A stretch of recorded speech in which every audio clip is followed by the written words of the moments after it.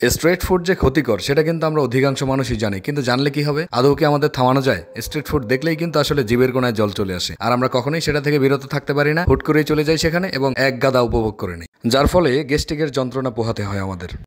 ইসলামপুরের শেষ মাথা, এটা হচ্ছে আবুলের বাটা। এই জায়গাটা ছোটখাটো একটা বাজার, সামনেই রয়েছে সুন্দর একটা বটগাছ যেটার নিচে বাতাস বহমান থাকে, একেবারেই সব সময় ঠান্ডা। যদিও চতুর্দিকটা একেবারে খাখা মরুভূমির মতো গরম লাগে, তারপরে হচ্ছে এখানে একটু ঠান্ডা।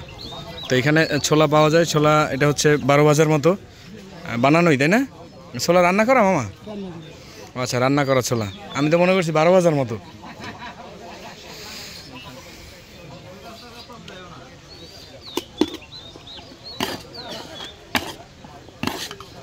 মামা এই যে খাইছিলাম, মনে আছে? ওই যে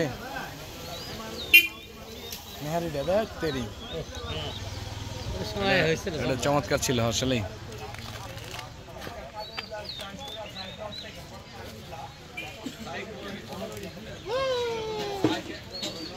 রাস্তার পাশের এই স্ট্রিট ফুডগুলো বরাবরই মজাদার। আপনার কতদিন যাবত দোকান মামা? নতুন নাকি? 12 বছর আগে কোথায় দিতেন? এখন এখানে এখানে কোন সময় থেকে কোন সময় বসেন? বেচা কিনা কেমন হয় এখানে? যাক আলহামদুলিল্লাহ।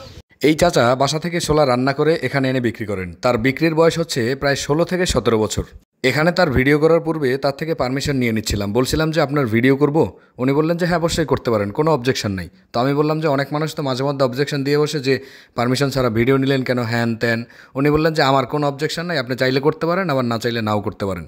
তো সেই সুবাদে কিন্তু আমি ভিডিও অন করে নিয়েছি এবং খালি পেটে এক গাদা ছোলা আমি খেয়েছি। সারাদিন খালি পেটে ঘোরাফেরার পরে একেবারে সন্ধ্যার দিকে যখন দেখলাম এখানে ছোলা বিক্রি করতেছে, নিজে গিয়ে আর আটকাতে পারলাম না। চলে গেলাম তার দ্বার প্রান্তে এবং গিয়ে বললাম যে আমাকে ছোলা দাও এবং ছোলাটা উপভোগ করে নিই। যদিও আমার মনে পড়তেছিল যে আমার কিন্তু প্রচণ্ড পরিমাণে গ্যাস্ট্রিক আছে, মাঝে মধ্যেই কিন্তু সেটার যন্ত্রণা পোহাতে হয়। তথাপিও কি আসলে নিজেকে আটকানো যায়? আমি কিন্তু পারিনি। আমি জানি আপনারাও নিজেদের আটকাতে পারবেন না, কোনো মতেই পারবেন না। কারণ এই খাবারগুলো দেখলে যেমন জিভে লোভ লেগে যায়, তেমনই আসলে জিভ বারবার বলতে থাকে যে প্লিজ আমাকে কিছু দাও।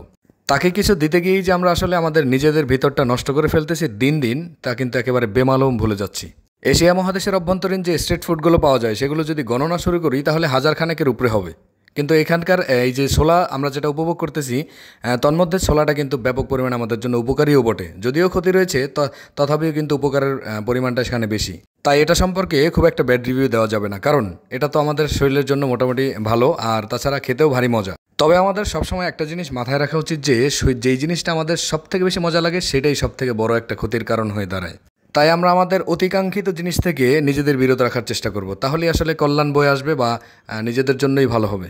চমৎকার একটা পরন্ত বিকেলে সারাদিন খালি পেটে থাকার পরেও ছোলা উপভোগ করার যে একটা মজা, সেটা কিন্তু আসলে বলে বোঝানোই যাবে না কখনোই। তারপরেও এতক্ষণ বকবকানির শেষ পর্যায়ে এসে উপনীত হয়েছি। অবশেষে সবার প্রতি রিকোয়েস্ট থাকবে, যতই খেতে মন চাক না কেন একটু রয়ে শুয়ে খাবেন।